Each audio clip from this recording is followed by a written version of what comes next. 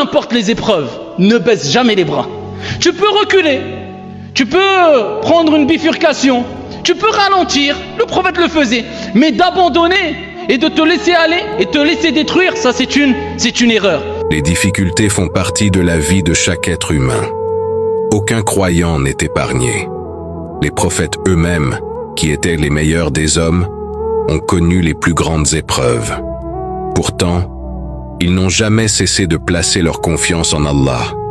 Ils ont pleuré, ils ont souffert, ils ont patienté, mais ils ne se sont jamais détournés de leur Seigneur. Alors lorsque les difficultés s'accumulent, rappelle-toi que l'épreuve n'est pas un signe qu'Allah t'a abandonné.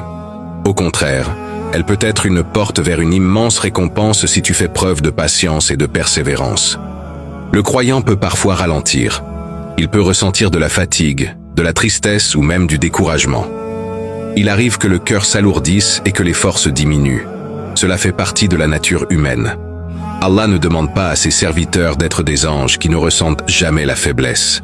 Il leur demande de revenir vers lui encore et encore, même après chaque chute. Le prophète sallallahu alayhi wa sallam a lui-même connu des moments extrêmement difficiles. Il a perdu son père avant sa naissance, puis sa mère alors qu'il était encore enfant. Il a perdu son grand-père, puis son oncle qui le protégeait.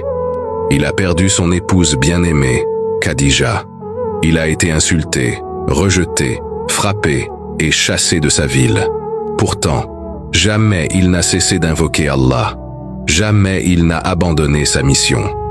Lorsque le prophète sallallahu alayhi wa sallam se rendit à Taïf, il espérait que les habitants écouteraient le message de l'islam, mais ils le rejetèrent avec une violence extrême. Ils envoyèrent leurs enfants lui lancer des pierres jusqu'à ce que ses pieds soient couverts de sang. Malgré cette immense souffrance, il ne demanda pas leur destruction.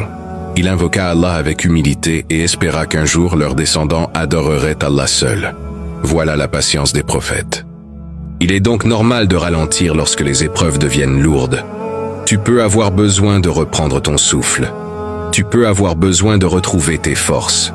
Tu peux même avoir besoin de recommencer après une erreur. Ce qui compte, c'est de ne jamais couper le lien avec Allah.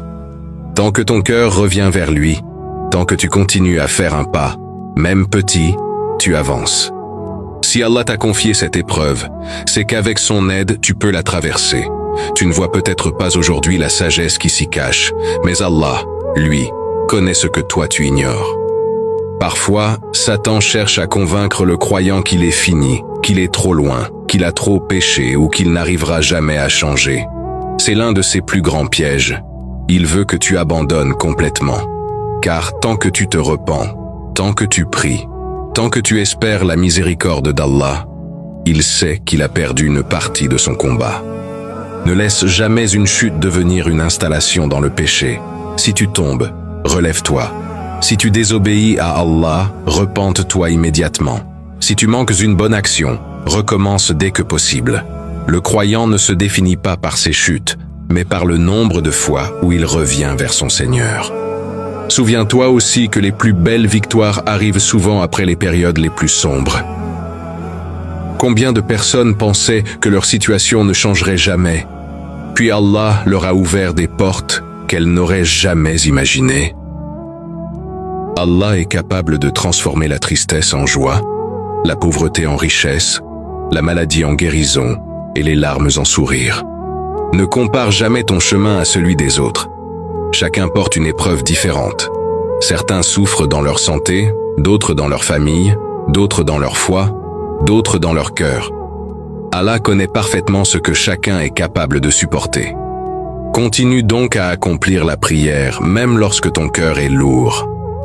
Continue à lire le Coran, même si ce n'est que quelques versets. Continue à invoquer Allah, même si tu as l'impression que tes invocations tardent à être exaucées. Chaque invocation est entendue par celui qui entend tout. Rappelle-toi que la vie d'ici-bas n'est qu'un passage. Les difficultés ne dureront pas éternellement. Le jour où les croyants verront la récompense qu'Allah leur a préparée pour leur patience, ils comprendront que chaque larme, chaque souffrance et chaque effort en valèrent la peine. Alors, peu importe les épreuves, ne baisse jamais les bras. Tu peux ralentir, tu peux reprendre des forces, Tu peux corriger ta trajectoire, tu peux te repentir après une faute, mais n'abandonne jamais Allah. Tant que tu es vivant, la porte du repentir est ouverte. La miséricorde d'Allah est immense et l'espérance ne doit jamais quitter ton cœur. Qu'Allah fasse de nous des serviteurs patients. Qu'il raffermisse nos cœurs dans les épreuves. Qu'il nous accorde une foi inébranlable. Qu'il nous protège du désespoir. Qu'il nous facilite l'obéissance. Qu'il nous pardonne nos péchés. Qu'il accepte nos invocations et qu'il nous réunisse parmi les habitants du paradis. Le prophète sallallahu alayhi wa sallam à qui on a dit invoque ô Mohammed lors de son vivant, on acceptera ton invocation car chaque prophète il lui a été accordé une invocation qui ne serait pas rejetée. Et tous les prophètes ont invoqué. Ya Allah je veux ceci, Ya Allah cela, Ya Allah. Sauf le prophète alayhi salatu wa sallam. Quand on lui a dit invoque et on acceptera ton invocation. Et une demande particulière, le prophète n'a pas pensé à lui. Il n'a pas pensé aux compagnons, il n'a pas pensé à sa famille simplement, il n'a pas pensé à un groupe de personnes, il n'a pas pensé à son petit intérêt, sa petite personne, comme nous aujourd'hui. Tant que moi ça va et ma famille, moi le reste. Il a pensé aux milliards et milliards et milliards de personnes qui allaient exister après lui et qui ont existé avant lui. Alayhi salatu wassalam. Il a dit à Allah, ummati, ummati, ummati. Ma communauté, ma communauté, ma communauté, je garde mon invocation pour le jour de la résurrection pour intercéder auprès de toi. Eh bien, le jour de la résurrection, quand tous les prophètes seront en panique, terrifiés, eh bien, les gens iront vers le prophète, alayhi salatu wassalam, le prophète dira, ana laha, elle est pour moi. La grande intercession, elle est pour moi, vous inquiétez pas. Le prophète, il va accourir vers le trône du miséricordieux, qui est au-dessus des 7 cieux, subhanahu wa ta'ala. Et il va se prosterner sous le trône d'Allah subhanahu wa ta'ala. Une période qu'Allah jalla wa ala aura décidé. Et il évoquera et invoquera Allah subhanahu wa ta'ala jusqu'à ce qu'il lui sera dit Ya Muhammad irfa' ra'sak washfa' tushaffa' wasal tu'ta. Oh Muhammad, lève ta tête. Demande et on acceptera ton invocation.